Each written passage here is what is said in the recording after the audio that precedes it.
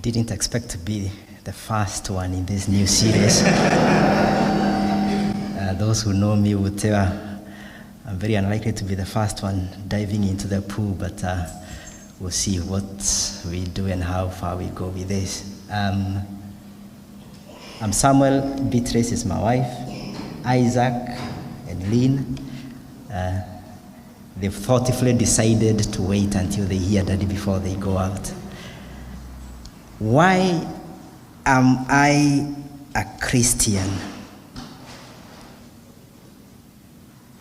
I didn't start in a different religion. Neither did I start godless. I was not agnostic, meaning that there's no one time that I didn't believe in God. So my story is very simple. I know there are people who have had to make a path for themselves. For me, I've not had to do that. I was born a Christian. And when the Church of Scotland mission, about 1900, at the beginning of last century, decided to go out into Africa, they set up one mission center in a place called Kikuyu. Kikuyu is just about 10 kilometers from Nairobi, Kenya. It so happened to be just a kilometer away from where my grandmother was born. And my grandfather was also working in the area at the time. They were among the first people in Kenya to become Christians.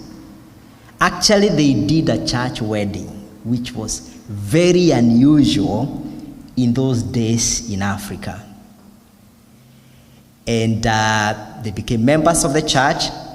The Church of Scotland did something very important. They set up a church, a school, and a hospital. And I will come back to that thought later. And the church began to spread. My grandfather later moved to the rural areas where he had a small piece of land. And that is where I was born and I grew up. It was wild then because it was near. Actually, we are the immediate neighbors of a big natural forest. So sometimes when I was growing up, I would wake up at night and hear some noise and realize that actually we have elephants in the compound. And it used to be my job as a teenager to go and chase them out. So my grandfather, with a few other people, set up a church that was the smallest and the youngest of 7 churches in the parish. And the other bigger churches looked after us. We used to have a lot of activities, Sunday school, competitions, drama, singing. There was a lot of food and traveling, and it was fun. So I couldn't walk away from it. I grew up, and if you know anything, and I know there are people who have studied some theology, the Church of Scotland, which is, some people will call it the Presbyterian Church, they believe that actually Christianity can be inherited. So they have what they call a confirmation ceremony. And we used to have a lot of arguments about that when we became youth members. And the elders and the pastors would tell us, no, you don't have to do anything more than you have done already. You are Christians and you are born Christians. They used to have what they call a confirmation ceremony. So I was confirmed as a Christian. It's so funny because when we went to college with my brother, we decided, no, that is not good enough. And we had ourselves baptized in college. And looking back now, I don't know where I stand. I think the two ideas are persuasive in a way. The kingdom of God is a kingdom. There is a lot about heirs and inheritance and blessings going through a few generations. So that is persuasive. But at the same time, we also have to make our own personal commitment. And I did that when I was in college. Thinking about that, it's all well and good to start well and to be born a Christian, but there are many others who are born Christians and they are not today. So I had to ask myself, why am I studying here as a Christian then? And probably this is when I was preparing this is the main thoughts about why I'm a Christian.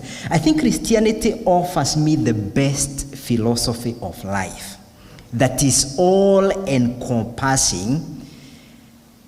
It is clear about where we're coming from and where we're going. It brings together the body, the soul, and the mind. And I don't find myself scrabbling for answers. Christianity has helped me to lead what I would think is a normal life. And it has been good, but still it is not a wellness program. So sometimes, and I'm actually happy it is not, because when things go bad, I'm sure I and maybe some of us would have gone to ask for our money back. But it is not a wellness program. It caters for everything that life throws at us. And that has kept me going. The other thing that I would say has kept me going as a Christian, I find it very fascinating. Sometimes I feel, and I was thinking about this when planning the talk, it's as if I joined grade 1 but never progressed. So I don't feel like I have accomplished all that needed to be accomplished in grade 1 so that I can move on to something else. Think about someone learning how to drive, and you're trying to do a corner reverse, and every time you try, you mount the curb. You try to do a 3-point turn, you cannot do it. But you still find it so exciting that you can't stop. So every time you go for a lesson, and I come here every Sunday morning, and the word is preached, it's about love. And I'm seated thinking, yes, my grandfather used to preach about love, but I still haven't achieved it.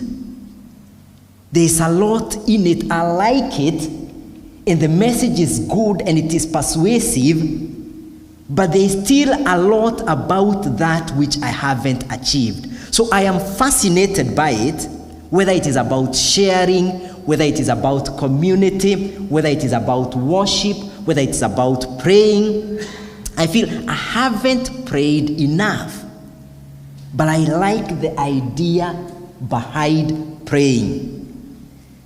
I haven't shared enough, but I like the idea about sharing. I haven't progressed, but somehow the going around doing it has become a life in itself. And that is why I am still here and I'm still a Christian. Again, Christianity has carried me through very difficult times, especially when I was a young man, impressionable, could easily have gone into other things. Christianity carried me through then. The other day I was talking to my children, and for the first time I shared about my experience in Kenya and the small church we built. It was a Tiba building, and after about 10 years, we did another one across the road. So we decided, actually, because this is our church, what we're going to do, we invite the village, and then we'll lift up this church and carry it to the other side of the road. And my children were like, you people carried your church? They said, yes, we carried it. And I thought when I was in college and a young person, Christianity carried me through difficult things. But I have also had to literally carry the church on my shoulders. That has been my experience. And looking forward, allow me just one more minute to mention this. Where do I see myself going? Where do I see the church going? For many years, morality and goodness in society, or what is considered to be good in society, has been built around Christianity. I get the feeling we are moving away from that now, and we have a morality that is now being established or being anchored on other things. And that will present a few challenges for us. In fact, some of us who have always thought we are mainstream, now we may be seen as extreme. And I find that a bit uncomfortable. I don't know how much it will go. But if we are to be Christians in future, you had, for example, in America, what happened with the new change of law, the Wade and Roe, I think it is called. There are so many changes. The other day I was traveling, and over the radio I had somebody talking about the Labath conference by the Church of England. It's the conference that bishops and leaders from all over the world come to talk about the church. And already I could hear some people are trying to set the agenda for the leaders, that you discuss this and this and this and that. And I thought to myself, when leaders come together, do they even get time to sit and worship and listen to God? Because above all else, we are the servants. In our previous church, I remember we said in a small group that we do not want a God we tell what we want. We want a God who tells us what he wants. And that is why I'm a Christian. Thank you.